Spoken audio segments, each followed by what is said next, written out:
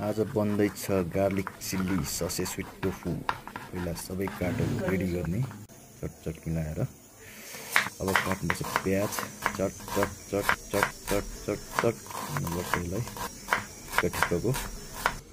त्यसपछि गार्लिक सानो सानो chat chat chat chat chat chat chat chat chat गरेर एकदमै सानो बनाउने। अब खुर्सानीलाई पनि त्यस्तै सानो बनाउनुपर्छ।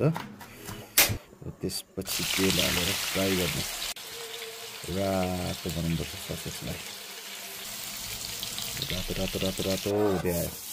गार्लिक प्याज त्यसपछि आएर खुर्सानी हालेर एकछिन चलाउने। त्यसपछि सस हाल्नुपर्छ। अब सस हालेर एकछिन चलाएपछि फ्राई गरेको यहीँ हाल्ने। एकछिन चलाएर यसलाई स्वाट गरेर 3 चोटिसम्म स्वाट गरेपछि हाम्रो रेडी। अब हेर्नुहोस् त कस्तो भएको छ यहाँ।